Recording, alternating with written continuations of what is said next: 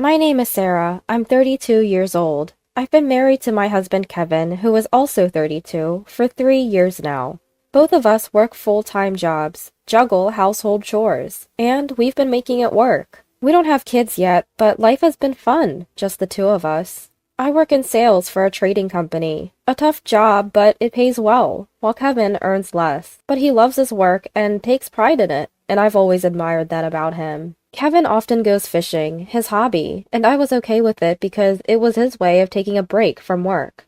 We keep our finances separate. Aside from splitting the rent, I cover all other living expenses. It's never bothered me. I didn't have hobbies like Kevin, and I enjoyed watching him have fun. I save up more, and I felt it was okay for me to support him financially. That's how I genuinely felt. If there was one thing that bothered me about Kevin, it was his family, especially his mother-in-law. We live close to them, and because mother-in-law has trouble walking, Kevin often visited. I didn't mind it much, and I'd accompany him whenever I could. Today, on our rare day off, we brought a gift and visited mother-in-law. Well, it's been quite a while, hasn't it? Sorry we've been away. Mother-in-law sighed, seemingly annoyed. It's only been 2 weeks since we last visited. Kevin went alone last week because I had to work on my day off. You may be busy with work, but you're also a wife, you know. Yes. Every time we meet, mother-in-law throws snide comments my way.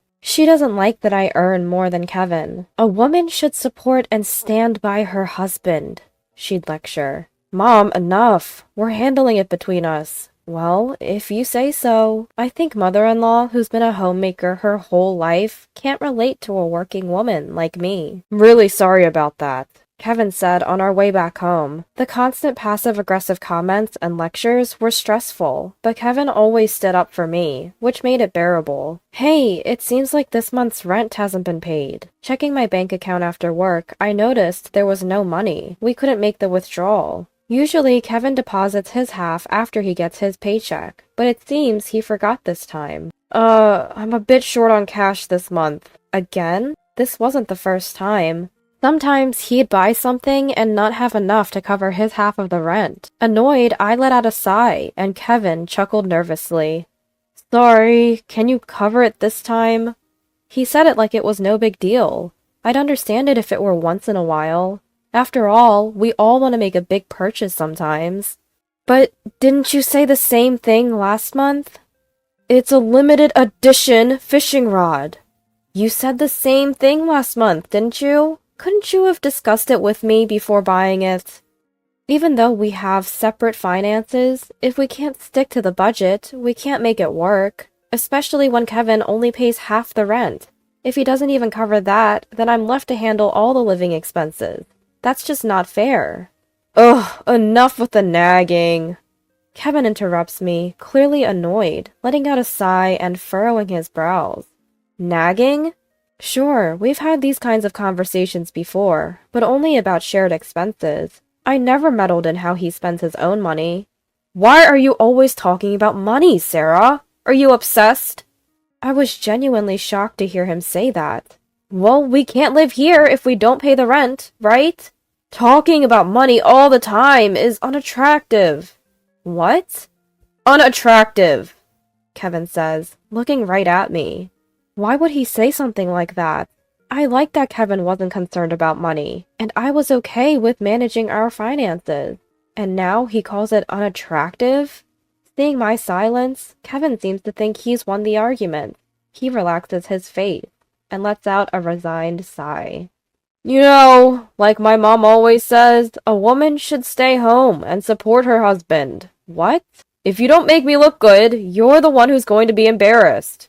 Kevin says this dismissively, then turns his attention back to his phone. I was at a loss for words. Kevin always apologized for his mom's outdated views, saying she didn't understand me.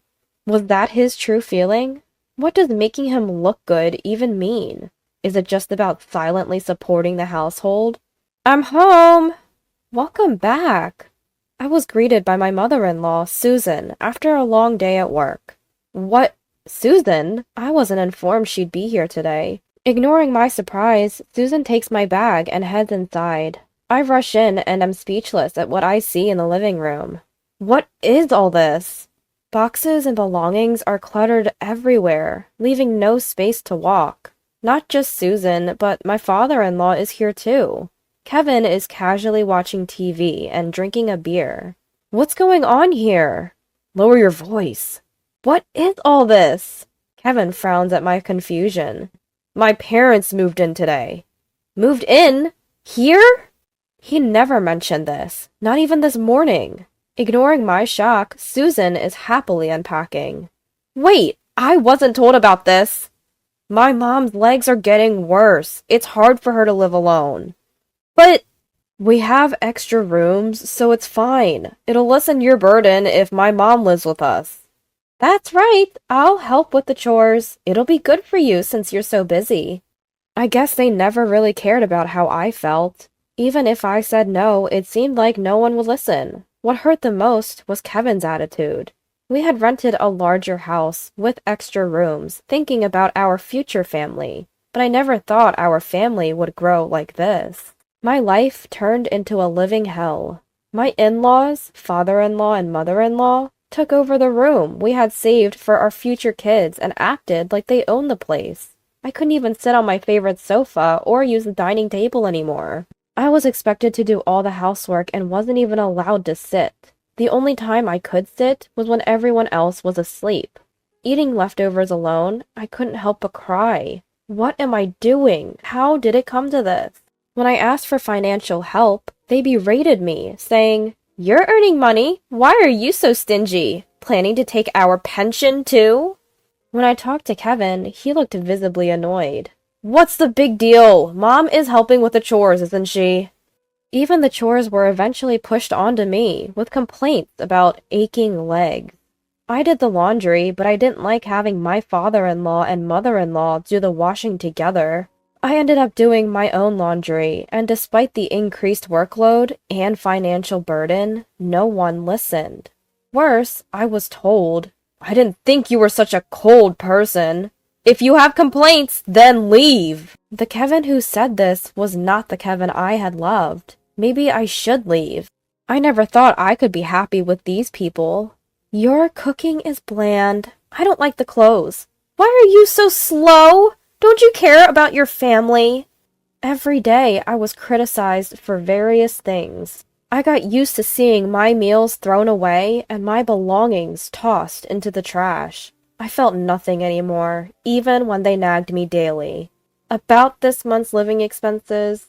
You're still talking about that? You earn well, it's fine. But my credit card is being used without my permission. Is this all you, Susan? I just borrowed it. I'll pay you back eventually. Mother-in-law snorted when I showed her the statement. I don't know what she spent it on, but how could she spend nearly $5,000 in a month? Well, she admitted to the unauthorized use, and there's no way she could deny it with all those brand name items in her room bought with my card. Kevin said nothing, even after seeing this. He stopped doing the chores we used to share and wouldn't even look at me, but I won't let this go on any longer. That's enough. The next day, after hearing that from my lawyer, I took a day off from work and left the house, only to return with a truck. What about work? Mother-in-law, who was home alone, asked curiously. She widened her eyes when she saw me and the people behind me. Sorry, Susan. It might get a bit noisy. What? Who are these people? Please, go ahead. Ignoring mother-in-law, I nodded to the 3 burly men behind me. I led them to my room, bypassing a stunned mother-in-law. Please move everything out of this room. Understood. I watched the movers efficiently pack and carry out my belongings, feeling a sense of relief. Who knew it could be so quick once you make up your mind to leave? Hey, what do you think you're doing? You can't just do this without my permission! My mother-in-law snapped back to reality and started yelling. Ignoring her, she began to make a phone call. Maybe she's calling Kevin, or my father-in-law, or both. I don't really care. By the time they get here, it'll all be over anyway. My mother-in-law tried to stop the movers with her foul language, but she couldn't stop these burly guys. Sorry. This is the last of it. Having moved almost everything out, I finally addressed my ever-nagging mother-in-law. I'm leaving. What? Could you please give this to Kevin? As I tried to hand her an envelope, the door burst open with a loud noise. Kevin, out of breath, was standing there. As expected, he arrived after everything was done. The whole moving process took just about 30 minutes. What is this? Kevin looked at my empty room, lost for words, and then glared at me. What are you trying to do? Perfect timing. Here, this is for you. Ignoring Kevin's intense glare, I smiled and handed him the envelope. Stunned, Kevin looked inside and was visibly shocked. Divorce papers? What? My mother-in-law also peered over, her eyes widening. How dare you give divorce papers to my son? It means exactly what it says. Shall we get a divorce? My son married you! You should be grateful and serve this family! The movers, who had been waiting, frowned at my mother-in-law's outrageous comments. Seeing their reactions, I was convinced that her behavior was indeed abnormal. Good, this isn't normal. You did say, if you have complaints, then leave, right? I didn't mean it like... Kevin hesitated. He probably never thought I'd actually leave. He couldn't have imagined I'd walk away. So you thought I'd just quietly obey?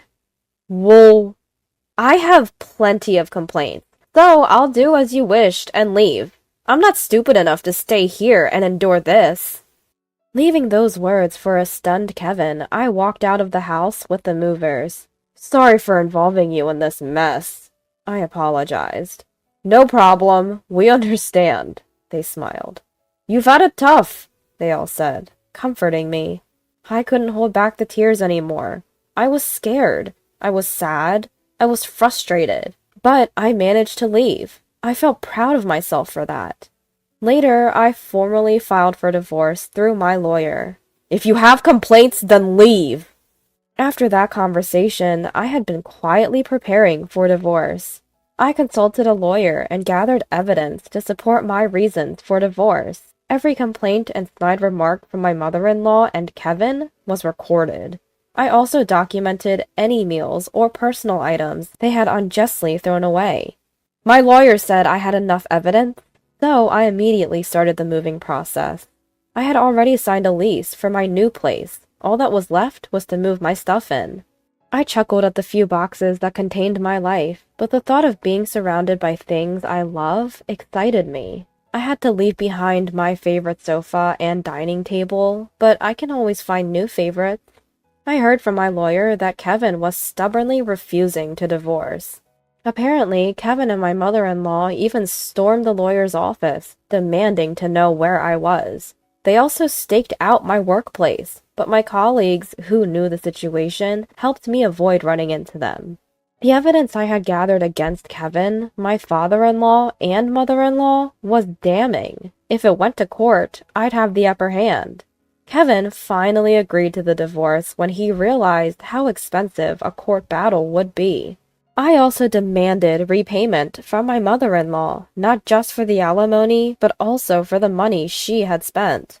She blustered about demanding money from me, but backed down when I mentioned I had evidence of her unauthorized use of my credit card. Family, huh? But her idea of family only included Kevin, my father-in-law, and herself. Did she forget how she'd always left me out? The word family, which she only used when it suited her, made me nauseous. After the divorce was finalized and the alimony paid, Kevin and his family moved away like they were fleeing. Their bad reputation had spread in the neighborhood, making it uncomfortable for them to stay. Plus, they couldn't afford the rent on Kevin's salary alone. Now, they're apparently living in a small house in the countryside, scraping by on Kevin's meager income and the parents' small pensions.